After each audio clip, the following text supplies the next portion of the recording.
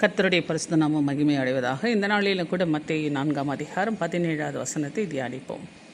அது முதல் இயேசு மனம் திரும்புங்கள், பரலோக ராட்சியம் சமீபித்திருக்கிறது என்று பிரசங்கிக்க தொடங்கினார் என்று பார்க்கிறோம். அருமையானவர்களை, இயேசு கிறிஸ்து 40 நாள் உபவாசம் இருந்த பிறகு அவர் தன்னுடைய ஊழியத்தை தொடங்குகிறார்.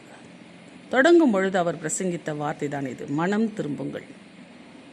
ஏனென்றால் அருமையானவர்களே, ரோமர் 7ஆம் அதிகாரத்திலே, ஆகில என் மனதின் பிரமாணத்துக்கு விரோதமாய் போராடுகிற வேறொரு பிரமாணத்தை என் அவயவங்களில் இருக்க காண்கிறேன். அது என் அவயவங்களில் உண்டாயிருக்கிற பாவ பிரமாணத்துக்கு என்னை சிறையாக்கி கொள்கிறது என்று பார்க்கிறோம்.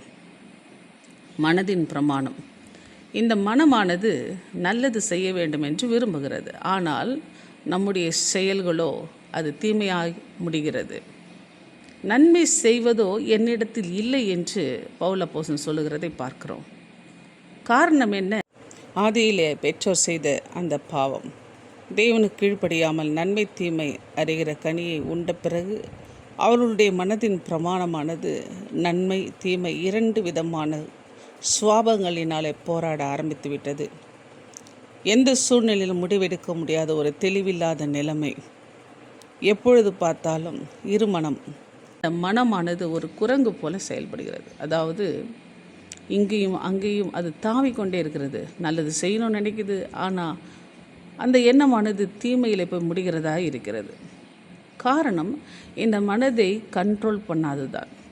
இந்த மனதை நம் கர்த்தர் பக்கம் திருப்பாத பட்சத்தில், கர்த்தரிடத்தில் இந்த மனம் போய் அமராத நிலையில் இந்த மனமானது பாவ பிரமாணத்துக்கு சிறைப்பட்டு போகிறது. அதனால்தான் இந்த நிலையிலிருந்து, இந்த நிர்பந்தமான மனுஷனாய் நான் இருக்கிற இந்த மரண சரீரத்திலிருந்து யார் என்னை விடுதலையாக்க முடியும் என்று பவுல் அப்போஸ்தலன் கேட்கிறதை பார்க்கிறோம். அதற்கு பதில் அடுத்த அதிகாரத்திலே 1 வசனத்திலேயே அவர் சொல்லுகிறதையும் நாம் காண்கிறோம். ஆனபடியால் கிறிஸ்து இயேசுக்கு உட்பட்டவர்களாய் இருந்து மாம்சத்தின்படி நடவாமல் ஆவியின்படி நடக்கிறவர்களுக்கு ஆக்கினை தீர்ப்பில்லை என்று சொல்லுகிறதை பார்க்கிறோம். அருமையானவர்களே, மாம்சத்தின்படி நடவாமல் ஆவியின்படி நடக்கிறவர்களுக்கு ஆக்கினை தீர்ப்பில்லை. அப்படியானால் மாம்ச சிந்தை மரணத்தை கொடுக்கிறது. நம்முடைய மாம்ச சிந்தை, அதாவது நம் மனம் போன போக்கில் போகிறது, மரணத்துக்கு ஏதுவானது.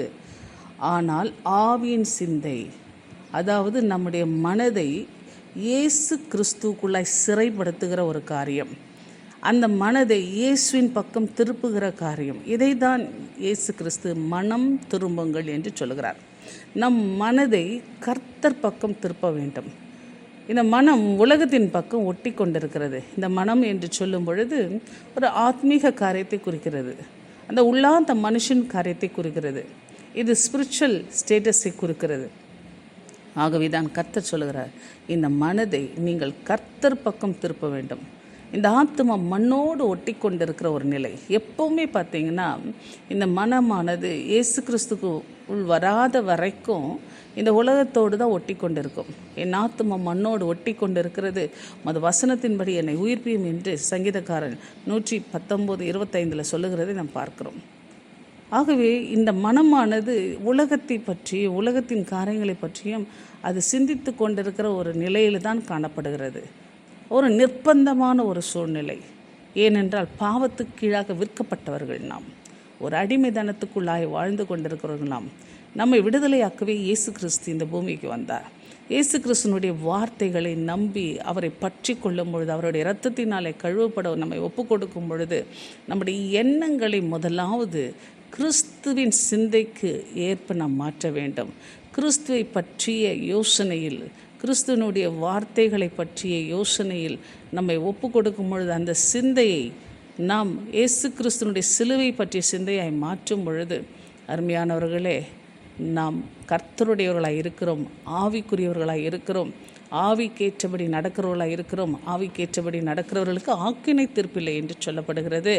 ஆகவே நம்முடைய மனமானது கிறிஸ்துவின் சிந்தையை பெற்றதாய் மாறுகிறது, ஆவியின் சிந்தையை பெற்றதாய் மாறுகிறது. நம்முடைய எண்ணங்கள் சரீரத்தின்படி போகாமல், மாம்சத்தின்படி போகாமல், ஆவியின்படி, அதாவது பரிசுத்த ஆவியினுடைய நடத்துதலுக்கு ஏற்ப ஆவியானுடைய ஒத்தாசையோடு நாம் நடக்கிறவர்களை மாறும் பொழுது நாம் உண்மையிலுமே கிறிஸ்து இயேசுவை பிரதிபலிக்கிறவர்களாய் கிறிஸ்து அவளாக நாம் மாறுகிறவர்களாக இருக்கிறோம்.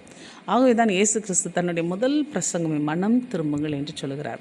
ஆகவே உலகத்தின் பக்கம் போகிற நம்முடைய மன போக்கை, நம்முடைய சிந்தைகளை நாம் கிறிஸ்துவின் பக்கம் திருப்ப வேண்டும். கீழானவைகள் அல்ல, மேலானவைகளே நீங்கள் நோக்கி பாருங்கள் என்று சொல்லுகிற தேவன், மேலானவைகளை தேடுங்கள் என்று சொல்லுகிற தேவன், நம் பரலோக ராஜ்யத்துக்குரிய காரியங்களை நாம் சிந்திக்கிறவர்களாக, பரலோக ராஜ்யத்துக்குரிய விஷயங்களிலே நம்முடைய மனதை செலுத்துகிறவர்களாய் நாம் மாற வேண்டும்.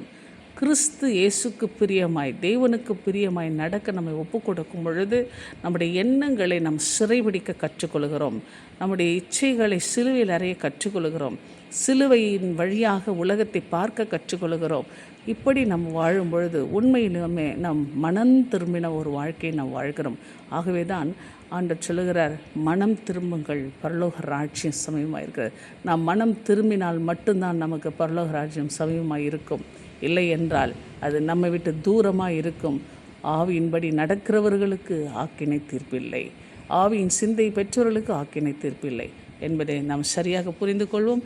கர்த்தர் தாமே நம்மை ஆசீர்வதிப்பாராக. ஆமேன், ஆமேன், ஆமேன்.